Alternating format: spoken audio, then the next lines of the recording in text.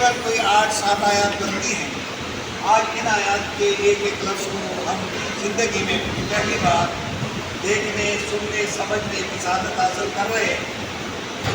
آپ نے پورا ہفتہ ہو سکتا ہے یہ آیات پڑھی ہو، اپنا مطالعہ بھی کیا ہوگا، لیکن پھر بھی تشنگی رہتی ہے کہ قرآن مجید کو جو جس اینگل سے دیکھتا ہے وہ اسی اینگل سے اس کو خیال کرے گا. اگر ایک آدمی تعویذ بناتا ہے اسی سے، وہ تعویذ کی حیثیت سے دیکھے گا. ایک پروفیسر ہے کہ وہ بچوں کو پڑھانے کی حیثیت سے، ایک اکنامسٹ ہے وہ اکنامکس کے لحاظ سے دیکھتا ہے. تو جس زاویہ نظر سے دیکھتا ہے قرآن اسی انداز سے اس کو جواب بھی دیتا ہے، کیونکہ یہ رہتی دنیا تک کے لیے ہر انسان کے لیے ہدایت کا سرچشمہ ہے. تو ہم نے اس سے پہلے جو آیات پڑھی ہیں وہ تکوین کے حوالے سے، وہ کائنات کے حوالے سے ہم نے پڑھی تھی. اب یہ دوبارہ اللہ تبارک و تعالیٰ اس انداز میں لاتا ہے کہ قرآن مجید کو نبی اکرم صلی اللہ علیہ وسلم کو لوگوں کے سامنے لاتا ہے. اس کے پیچھے حقیقت کیا ہے؟ تو آج ہم لفظی ترجمے کو دیکھیں گے، پھر اس کے بعد پہ غور کریں گے. تو فلا اقسم کا ترجمہ اگر ہم دیکھتے ہیں تو فا کے معنی کیا ہوگا؟ بس. اب لا کا ترجمہ کیا ہوگا؟ نہیں. او کے معنی کیا ہوتا ہے؟ میں. اور قسم کے معنی قسم. بس نہیں میں قسم کھاتا ہوں بالخنس. خنس خناس کو کہتے ہیں. یوسوسو فی صدور الناس، وہ کیا ہے؟ خناس جو ہے، یعنی چھپ کر پلٹ کر بار بار پلٹنا. تو یہ ایک ایسے ستاروں کا نام ہے جو چھپتے ہیں اور پھر ظاہر ہوتے ہیں. ان کو خنس کہا گیا ہے. یہ ان ستاروں کی قسم جو کیا کرتے ہیں؟ چھپ جاتے ہیں پھر ظاہر ہوتے ہیں. اور آگے لکھا ہے کہ الجوار، چلنے والے.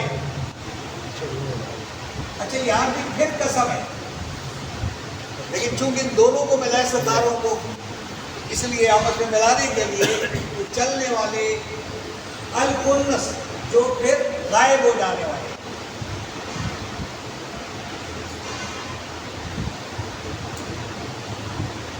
یعنی یہ وہ ستارے ہیں جو کچھ تو رات کو ہمیں نظر آ جاتے ہیں، لیکن پھر دن کو وہ ستارے ہوتے ہیں. یہ نہیں کہ وہ گئے ہیں، لیکن وہ اپنے مدار میں سورج کی شعاؤں کی وجہ سے کیا ہو جاتے ہیں؟ چھپ جاتے ہیں. واللیل، پھر کا ہے قسم ہے رات کی. اذا، جب وہ کیا ہو جائے؟ رخصت ہو جائے.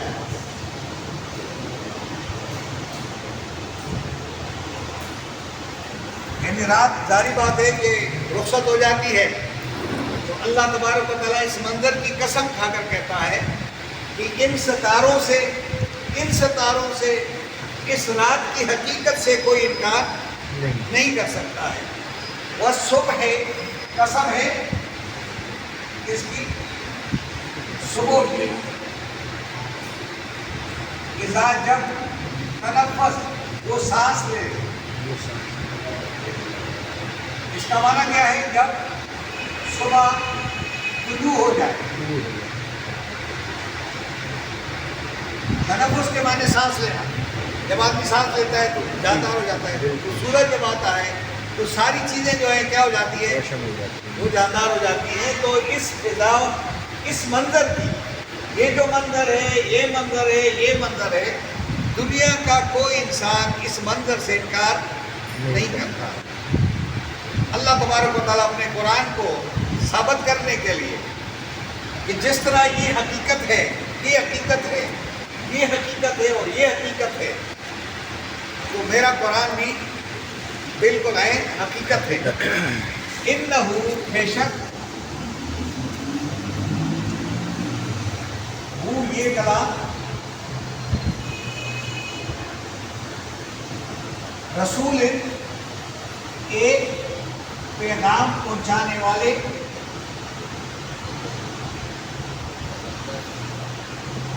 کا کلام ہے جو کیا ہے نہایت معزز ہے. اسے کون مراد ہے؟ جبرائیل امین. یعنی وہ یہ کلام پاک جو ہے، یہ قول جو ہے کلام پاک، اللہ پاک ہے، اس کا کلام پاک ہے، فرشتہ جو لاتا ہے وہ بھی پاک ہے، جس کے دل پر ہی اترتا ہے وہ دل بھی پاک ہے. تو اللہ نے فرمایا یہ میرے اس لائے ہوئے جبرائیل امین کا یہ الفاظ ہے جو میں دیتا ہوں، اور وہ اتنا معزز ہے کہ کسی کے جانچے میں نہیں آتا ہے کہ اس میں کوئی کمی بیشی کر سکے. آگے فرماتے ہیں ذی قوت. ایک کون یہ کتنا قریب ہے؟ ذی کے معنی والا، قوت کے معنی طاقت والا، نہایت طاقتور.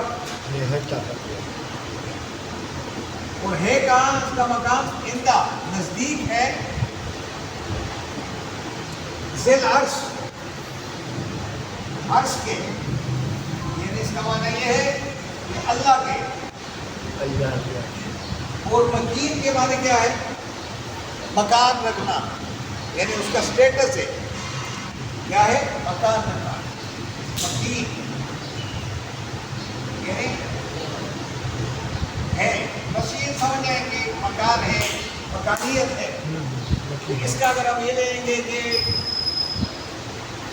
یہاں پہ اگر ہم لیں گے اس کا کیا مکان ہے، مگر اس کا ایک سٹیٹس، آپ کہیں گے بڑے سٹیٹس والے، یعنی بڑے مرتبہ والے، درجے والے. یہ جو رسول کریم ہے، یہ رسول کریم صلی اللہ علیہ وسلم کو نہیں کہہ رہے ہیں، یہ وہ فرشتہ ہے جو اس کلام کو لاتا ہے. وہ فرشتہ کتنا معزز ہے، پھر وہ کتنا طاقتور ہے. اس کی طاقت کا حال دیکھو کہ وہ جب اتر جاتے ہیں تو پورے مطلب بستیوں کو ملیمیٹ کر کے رکھتے ہیں. اور یہ اللہ کے نزدیک اس کا بڑا مقام ہے، بڑے مرتبے والا یہ فرشتہ جو لے کر آئے یہ قرآن. مطائن، مطائن کے معنی ہے مانا ہوا. یعنی تمام فرشتوں میں یہ مانا ہوا ہے، یعنی ان کا ایک مقام ہے، ہوتا ہے، ہر اس کی بات کو ہر ایک مانتے ہیں. سما پھر کیا ہے؟ امانت دار ہے. یہ سما کے معنی وہاں، یہ سما کے معنی ہوتے پھر، یہ ہے سما یعنی دیر. وہاں پہ کیا ہے؟ یہ امانت دار ہے نہایت. یعنی جو اس کو امانت دی جاتی ہے اس امانت میں خیانت نہیں کرتی. یعنی جو پیغام دیا جاتا ہے ایز اٹ از، وہی الفاظ ہے، ایز اٹ از وہی پہنچاتا ہے. جو یہ پیغام لے کر آتا ہے، جس کا یہ پیغام کے ذریعے آتا ہے، جس کے ذریعے سے آ رہا ہے، جس پیغمبر پہ یہ کلام اتر رہا ہے، اس پیغمبر کے بارے میں تم چھ بگویاں کر رہے ہو کہ یہ کہانیاں ہیں، یہ کہیں مطلب شاعرانہ کلام ہے، افسانے ہیں، یہ مجنون ہو گیا، یہ دیوانہ ہو گیا. یہ پیغمبر وہ تمہارے ساتھ 40 سال رہے، تم اس کو امین بھی کہتے ہو، صادق بھی کہتے ہو، اور اب اس کلام اس کے اوپر آیا تو تم نے ایک دم کہنا شروع کر دیا کہ یہ پیغمبر کیا ہے؟ یہ تو مجنون ہو گئے، دیوانہ ہو گئے، یا یہ تو پتہ نہیں اپنی طرف سے لکھ رہے ہیں، کسی سے ڈکٹیشن لے کر آ رہے ہیں، مختلف باتیں وہ کرنے لگے. آج کے دور میں بھی جو قرآن نہیں مانتے نا، وہ بھی یہی باتیں کرتے ہیں کہ قرآن کیا ہوگا، کیا نہیں ہوگا، یہ پرانے زمانے کے قصے ہیں، یہ ہے. تو کہا کہ وما صاحبکم، اور نہیں ہے تمہارا ساتھی. صاحب کے معنی ساتھ رہنے والا، یعنی نبی اکرم صلی اللہ علیہ وسلم کیا ہے؟ بے مجنون، دیوانہ یا مجنون نہیں ہے. اچھا، یہ لفظ جو ہے بے کے معنی ہوتے ہیں ساتھ، میم کے معنی ہوتے ہیں والا. واو نون جو ہے یہ کس کے لیے؟ جمع. درمیان میں صرف رہ گیا جن. جی آپ جب کسی کہتے ہیں اس کو جن چڑھ گیا، جی ہاں ہاں یار یہ جنون ہے، جنون اس کو ہے، اس کو جنون ہو گیا. جنون ہو گیا. اچھا نبی اکرم صلی اللہ علیہ وسلم جنون کیا تھا کہ ہر جگہ جا کر کے قرآن بتاتے تھے. یار یہ تو جنون اس کو جنون لاحق ہو گیا، ہر جگہ جا کر یہ قرآن کی بات کرتا ہے، کوئی اور بات نہیں کرتا ہے، کیونکہ ذمہ داری یہی تھی کہ اللہ کا پیغام لوگوں تک پہنچانا تھا، اس لیے ان کو مجنون کہا ہے. اب یہ جو مجنون ہے یہ جن ہے، یہ بھی ہم جن کہتے ہیں، لفظ استعمال کرتے ہیں جنین، اس کو جنون اور اس کو مجنون، یہ لفظ استعمال کرتے ہیں ہم اس کے لیے. جب آدمی کسی کام کے پیچھے لگ جائے، دیوانہ وار ہو جائے، جنون کی حد اس تک. کو کہتے ہیں مجنون کہتے ہیں. جنون کی حد یہ نبی کو تو کیا ہو گیا، یہ تو ہر وقت یہی کلام پیش کر رہا ہے، یہی کلام بیان کر رہا ہے. اتنا زیادہ اس کلام کے پیچھے کیونکہ نبی کی ذمہ داری تھی، اور کہا گیا کہ یا ایھا الرسول بلغ، اے میرے رسول میرا یہ پیغام پہنچا دو، ما انزل الیک من ربک، جو تیرے رب کی طرف سے نازل کیا گیا ہے. وَإِن لَّمْ تَفْعَلْ، اے نبی اگر میرا پیغام تو نے نہیں پہنچایا، فَمَا بَلَّغْتَ رِسَالَتَهُ، تو رسالت کا حق ہی ادا نہ ہوا. اگر میرا یہ پیغام تم لوگوں تک پہنچاؤ گے، وَاللَّهُ يَعْصِمُكَ مِنَ النَّاسِ، تمہیں لوگوں کے شر سے کیا کروں گا. اگر دنیا میں آج شر اور شرانگیزی ہے اور فساد ہے، تفرقہ بازی ہے، تو اس کی ایک وجہ یہ ہے کہ ہم نے قرآن لوگوں تک نہیں پہنچایا. نبی کو کہا جا رہا ہے اگر میرا کلام نہیں پہنچاؤ گے تو گویا رسالت کا حق ہی ادا نہ ہوا. اگر میرا یہ پیغام تم لوگوں تک پہنچا دو گے تو لوگوں کے دل جڑ جائیں گے، لوگوں میں الفت محبت آئے گی، لوگ ایک ہو جائیں گے، ان کی منزل ایک ہو جائے گی، تو یہ آپس میں جھگڑا فساد ان لوگوں کا کیا ہو جائے گا. یہی کام تھا نبی اکرم صلی اللہ علیہ وسلم کا. آج میری اور آپ کی ذمہ داری ہے، آج نبی تو نہیں ہے، یہ کام آپ نے کرنا ہے، میں نے کرنا ہے. میں اور آپ یہ کام تب کر سکیں گے جب ہم قرآن کو سمجھیں گے. اب ہم زندگی بھر قرآن کو ٹائم نہیں دے رہے ہیں، وقت نہیں دے رہے ہیں، تو پھر سمجھ میں کیسے آئے گا. اس لیے اس کے لیے آپ کو بھی مطالعہ کرنا ہے، مجھے بھی مطالعہ کرنا ہے، اور ڈیپلی مطالعہ کرنا ہے، گہری نظر سے دیکھنا ہے، تاکہ اچھی طرح سمجھ میں آ جائے، تاکہ ہم لوگوں تک ایک پیغام پہنچا دیں. کل میرے ساتھ ایک پروفیسر صاحب تھے، میں نے کہا یار آپ کے سامنے کتنے لڑکے بیٹھے ہوتے ہیں کلاس میں؟ میرے بعد اوقات تو 50 بچے بیٹھ جاتے ہیں، 30 بچے ہو جاتے ہیں، 25 ہو جاتے ہیں. تو میں کہا 30 اور 25 بچے جب آپ کے سامنے بیٹھ جائیں گے، آپ شیکسپیئر بھی پڑھائیں، آپ انگلش اچھی طرح پڑھائیں، لیکن قرآن کو انگلش کے انداز میں لے جائے نا، اس کے ٹرانسلیشن کیا کرو، انگریزی میں کرو، تو پھر پتہ چلے گا بچوں کو کہ یار یہ واقعی یہ کلام تو یہ ہے. تو آپ کا پیغام بھی پہنچے گا اور آپ کی انگریزی بھی لوگوں کو سمجھ آئے گا.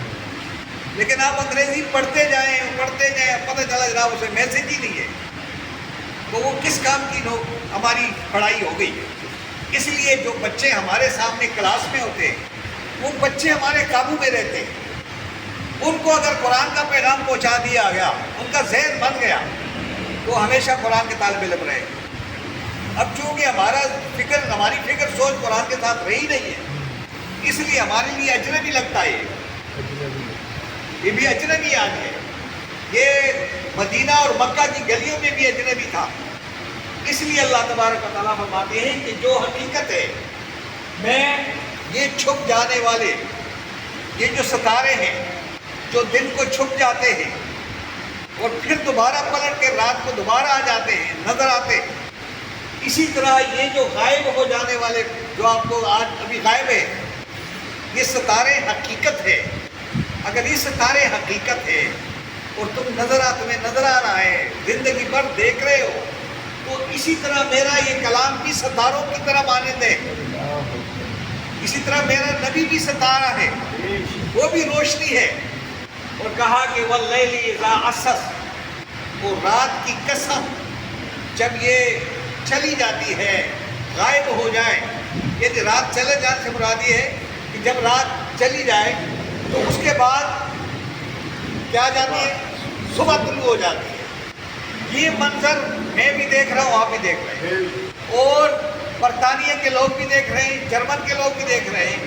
دنیا کا کوئی کونا ایسا نہیں ہوگا جو اس حقیقت سے انکار کرے کہ رات آئی یا رات گئی اور صبح نہیں آئی۔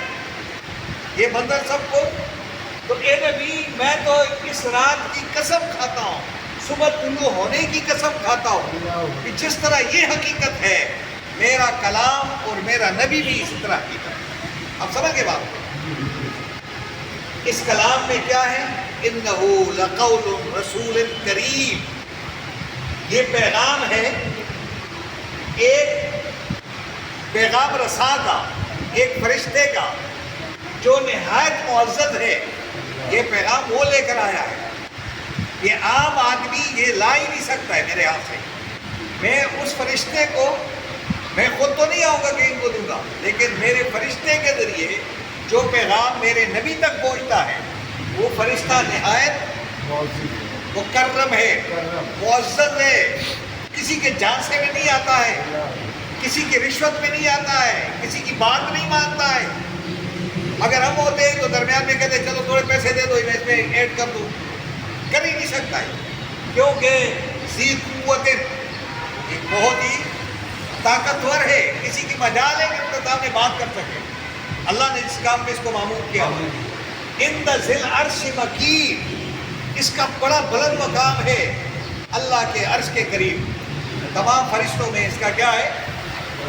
بہت بلند مقام ہے۔ جبرائیل بھی مطاع مانا ہوا ہے، اوبیڈ ہے، ہر آدمی اس کو مانتا ہے کہ واقعی یہی ہے۔ سمامین، اور پھر دوسری جگہ کیا ہے؟ جہاں پر یہ ہے وہاں امانت دار ہے، دیانت دار ہے، خیانت اس میں نہیں ہے، صادق اور امین ہے۔ یہ کون ہے؟ تیرا یہ جبرائیل امین۔ جس طرح یہ صادق اور امین ہے، جس کو تم نے آج بھی صادق و امین کا لقب دے رہے ہو، ایک طرف تم کہہ رہے ہو کہ صادق اور امین ہے، لیکن جب یہ قرآن بیان کرنے لگتا ہے تو تم کہتے ہو یہ تو مجنون ہو گیا، یہ دیوانہ ہو گیا، ان کو پتہ نہیں کیا ہو گیا، ان کو جن لگ گئے، ان کے اوپر کسی نے جادو کر دیا۔ نہیں نہیں نہیں، یہ جو تمہارے ساتھ رہنے والا پیغمبر ہے، جو مکہ کے اندر رہ رہا ہے، یہ تمہارا ساتھی مجنون نہیں ہے، اس کو جنون نہیں ہے، یہ دیوانہ نہیں ہے، یہ جو کچھ کہتا ہے بالکل اللہ کے حکم کے مطابق، کیونکہ نبی اکرم صلی اللہ علیہ وسلم اپنی طرف سے کوئی بات کس کی کرتے تھے؟ قرآن کی کرتے۔ قرآن کس کا ہے؟ اللہ کا۔ تو اللہ کا دیا ہوا کلام لوگوں تک پہنچانے کا کام کون کرتا تھا؟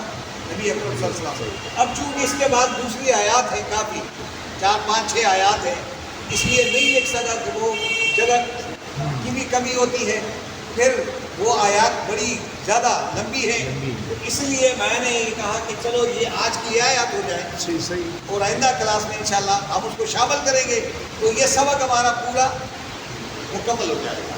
پھر آپ کو پتہ چلے گا کہ اس کا کیا عنوان ہے، کیا اس کا مقصد تھا۔ لیکن آج بھی کچھ نہ کچھ آپ کو بات سمجھ آئی ہوگی کہ اللہ تبارک و تعالیٰ اپنے پیغمبر کو مجنون جو لوگ کہتے ہیں، دیوانہ کہتے تھے، اللہ نے کہا کہ جس طرح یہ حقیقت ہے، یہ حقیقت ہے، یہ حقیقت ہے، یہ حقیقت ہے، یہ حقیقت ہے، اس طرح میرا نبی بھی آپ کے درمیان کیا ہے؟ ایک حقیقت ہے، اس سے انکار مت کرو، اس نبی کی بات مان جاؤ، تمہاری دنیا بھی اچھی ہو جائے گی اور تمہاری آخرت بھی اچھی ہو جائے گی۔ آج بھی اگر ہم اس قرآن کے ماننے والے بن جائیں تو دنیا بھی ہماری ہے اور آخرت بھی ہماری ہے۔ اگر اس قرآن کو نہیں مانیں گے، اس کو نہیں سمجھیں گے، اس پہ عمل نہیں کریں گے، اس کی دعوت کو لوگوں تک نہیں پہنچائیں گے تو دنیا میں بھی برباد ہے اور آخرت میں بھی برباد ہے۔ بچنے کے لیے قرآن کو اپنا دوست بنائیں، قرآن کو پڑھنے کی کوشش کریں، سمجھنے کی کوشش کریں، اور سمجھنے کے بعد عمل بھی کریں اور لوگوں تک یہ پیغام پہنچانے کی کوشش کریں۔